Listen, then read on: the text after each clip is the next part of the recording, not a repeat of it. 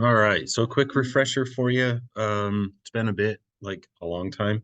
So in case you forgot how to graph lines, this is what you'll be doing on the first 8 problems. Do bear in mind that the first page, the y is already by itself, so that whole page ought to take like 3 or 4 minutes. On the second page, do note that now you have to do math, right? You've got to get the y by itself. So we're going to talk about, maybe we can do one on each page kind of just to get you rolling here. Because once we're refreshed, it's really the whole quiz is basically just more practice on the same stuff. So here's page 1. And again, just a refresher, again, these should be really quick and easy. How do I graph the first line, the top one? Where do I go first? Up to. Thank you to whoever said up, right? Remember, not positive to, not just to, but very specifically, we go up to because that's what the y-intercept at the end says to do when we place a point there. Oop. And what is the slope of that line?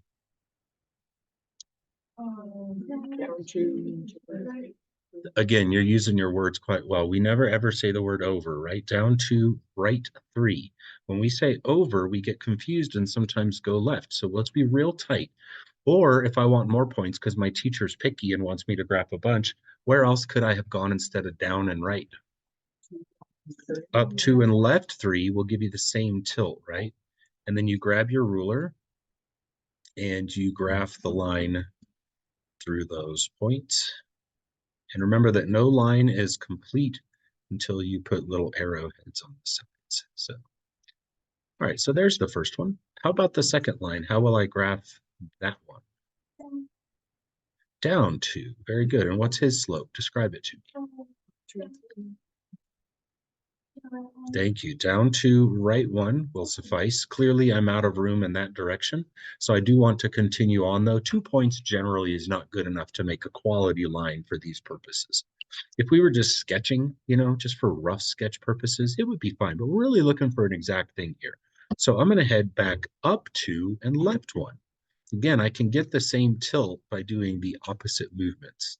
Up and left produce the same tilt as down and right. So again, grab your ruler, graph the line. I kind of did a little lazy line there. Sorry about that.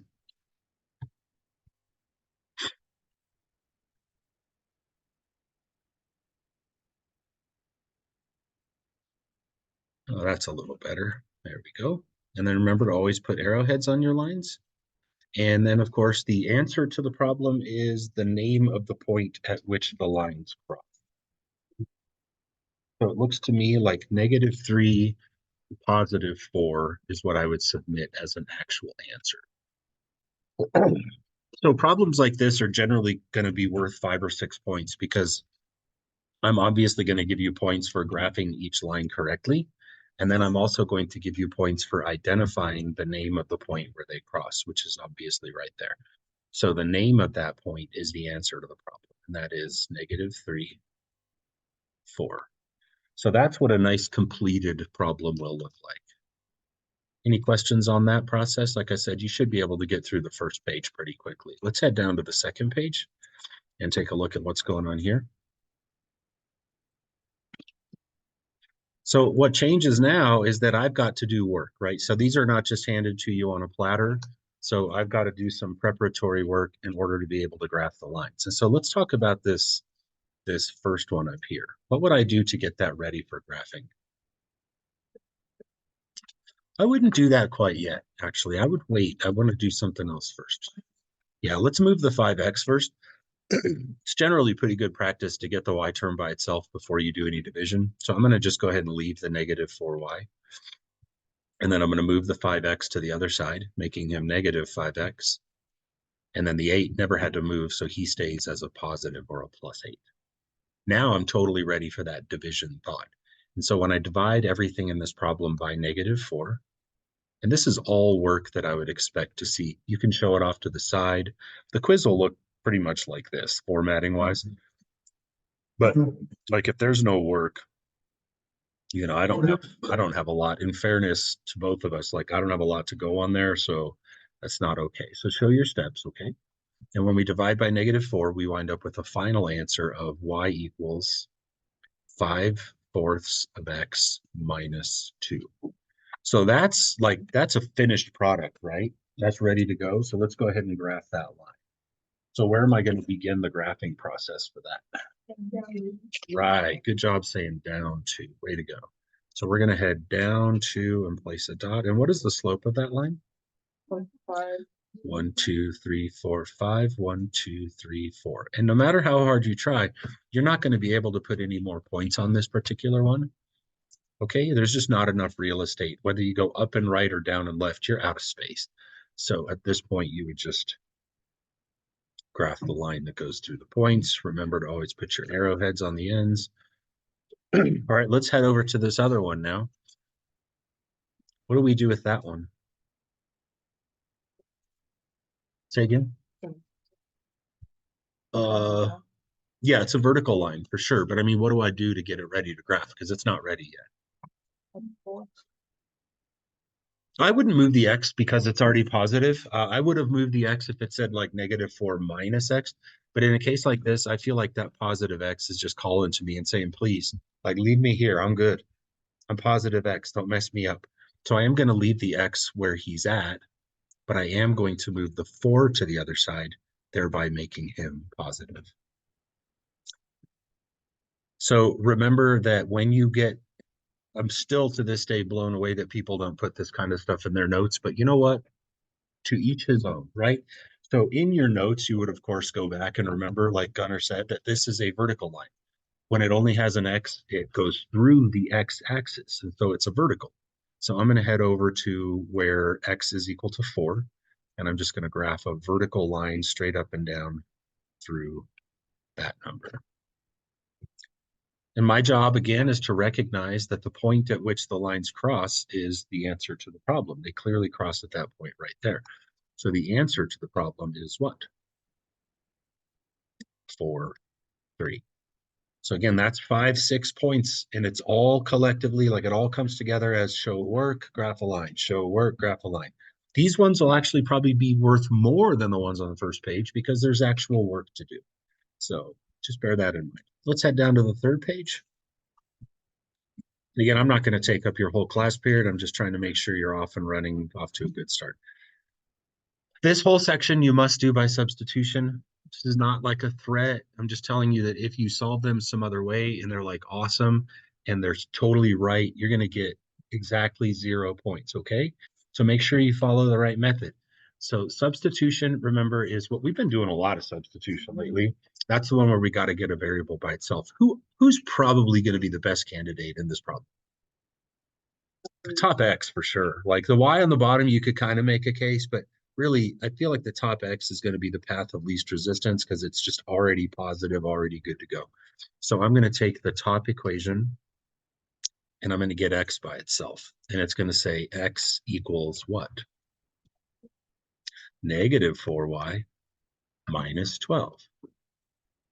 And I'm not going to ask, I'm just going to do it because it's what I believe we should do. And that is identify that quantity with a box and say, that's my movable boxed quantity that I'm going to manipulate in the next step.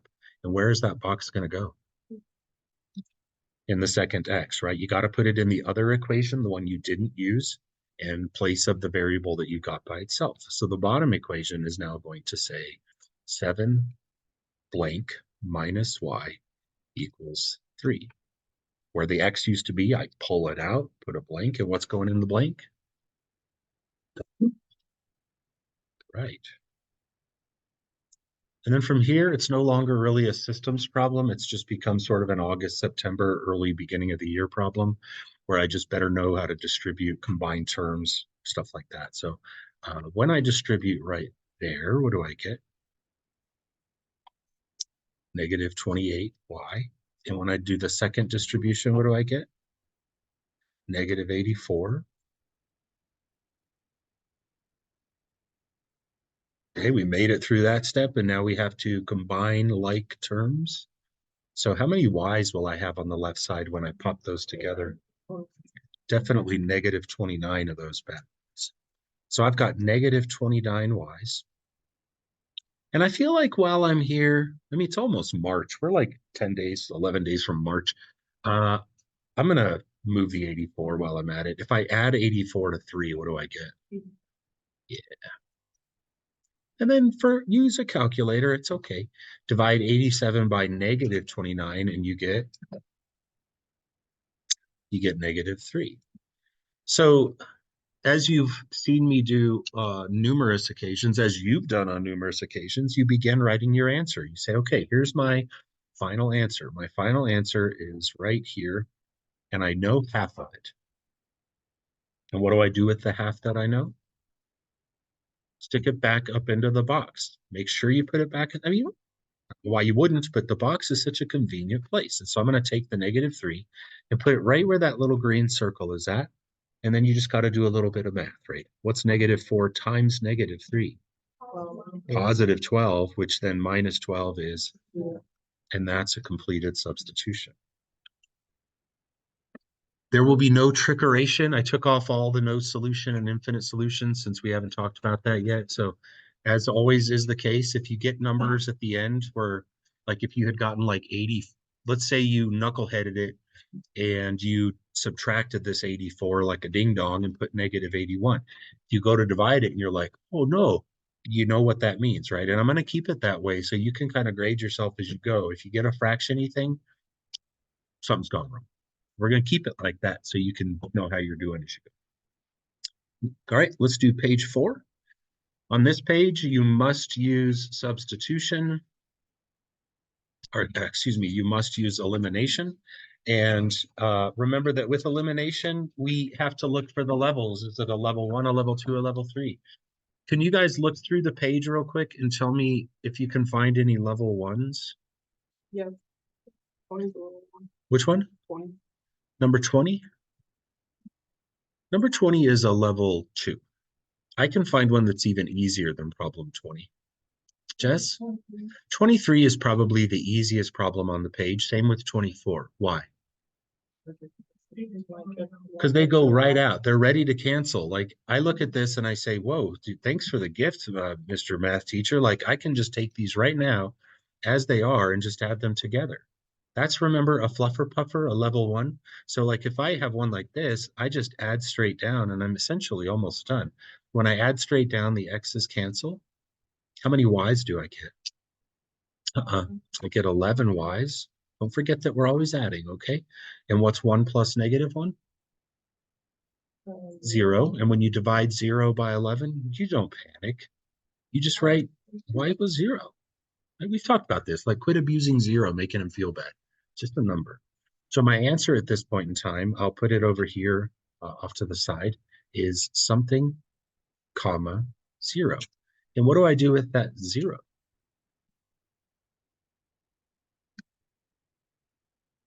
You put it back into the y. And which equation should I use? Yeah, and honestly, remember, it doesn't matter at this point, right? With substitution, we've got to be pretty tight with how we choose our things. Elimination, you can pick any equation in the problem that was either there or that you created. So like in this case, I heard Alana say she wanted to use the bottom one, so we'll use the bottom one. So this little y that I'm going to put a circle around, we have decided we're going to make a 0 in that spot. So what will that equation say right there if I change y into 0? It'll say x plus 0 equals negative 1. Notice I didn't write 0. What's the point, right? If you put a 0, what a nice gift that is. What an easy problem. And that's it. Like it's done. I don't even have to move or anything or divide anything. So my answer is complete now. I can just say, oh, well, x obviously equals negative. All right, and let's go pick one that's not a level 1. And then I want to actually do a couple more with you. So let's go up here and look at like number 17. Tell me about problem 17. It's definitely not a level 1, right? Which variable is attracting us? I honestly think if you surveyed 50 people, half of them would say X's and half would say Y's. Like this is one of those 6 of one, half dozen the other type of situations where if we want to kill the X's, what can we turn them both into? 15s? Sure. If I wanted to kill the Y's, what could I turn them both into? Sure. So I feel like, again, A lot of people would choose X just because 15 is a smaller number, perhaps. So let's go with the assumption that we're going to go ahead and murder off the X's. So what do I need to multiply the top equation by? 5, Right. And how about the bottom equation? 3. Good. And remember that this, because it's a level 3, you have to manipulate both equations. But then what happens is in the next step, we actually just create a fluffer puffer. So what's my new top equation going to say?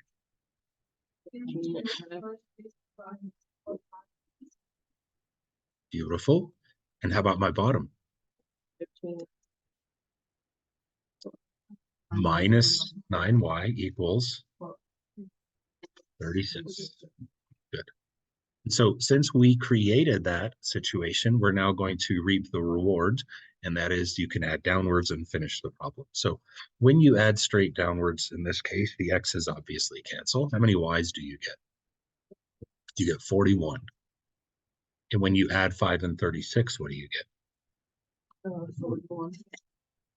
And when you divide both sides of this equation by 41, what is y? 1. Correct. So the final answer, I feel good to write it right now, is something, comma, 1. And where will I put that 1? Yeah, like wherever you want. I am a little bit more attracted, I think, to this top one, just because I feel like the negatives could cause some issues, maybe. I don't know. Like, you guys could handle any of them. I wouldn't use these for sure, right? Those are the crazy ones. So if I change that y where the arrow's pointing, if I put that in as a 1, what would that equation now say? Which is just 10, right? I feel like I can do that math as I go. 10 times 1 is just 10. And then that equals 1. And then how do I solve this little baby equation? You sure do. You get to subtract that 10 and you get 3x equals not 9, negative 9. Remember, those are the catastrophic things that we do. 1 minus 10 cannot be 9. It's a negative 9. And then when you divide that negative 9 by 3, what is x? It's negative 3. And then I take that and I complete my answer, put a box around it, probably move on. I did want to do one more with you because as you'll notice, there are some situations in which elimination isn't really built to go. So if it hasn't caught your attention yet, it will. Take a look at problems 19 through 22. Well, actually, that's a lie. Take a look at problem 19 and 22. What do you notice about those? They're not set up. They're all out of whack. They're like, whoa, someone like smacked them with the ugly stick or something. So no big deal. When this happens, just set them up, right? So like in problem 19, for example, I can take and just start moving things around, right? So like on the top equation, first thing I want to do, I don't want to do any real math here. I just want to get it to look right and then I can solve it. So I think you would agree that if this 5x would not be such a weirdo, like if he was over there, then we'd feel good, right? And sometimes you have to manipulate both equations before you can start. Sometimes you can just do one, like in this case. If I move that 5x across, what does he become? Yeah, so I really just rewrite the math problem as negative 5x, leave the minus 10y, leave it equals to negative 15. And then I just leave the 4x, I leave the 4y. We're trying to create that, you've done I could say dozens of these elimination problems in the last month or so. And so we know how we want it to look. We want x's, y's equals numbers. Like that's the structure we aim for. So just make it happen. And then from there, it's just level 3, I believe, right? I don't feel like we probably need to finish. And then the last page is just, I'm not really probably going to do any problems with you, but the idea here is I wanted to just give you an opportunity to pick whatever method you like. I may take this section off the quiz, but I never know. So if anything, if I'm going to cut some fat, since I want to make sure the quiz is one of those things that everyone can get done. If anything gets cut, it'll be this. But I just always think this is a good section for you to just look around and say, what method do I want to use? That's up to you. So that is that. You guys good to go? All right. Well, I will answer questions if you have them, and I will also get to work on my answer key. And I'll make sure I get that up on Canvas sometime later today. So when you go back and look at Canvas, you can check and say, man, I'm kicking butt, or woof, I better go in and talk to Mr. Ahern because I'm stuck in at something, right? Right then.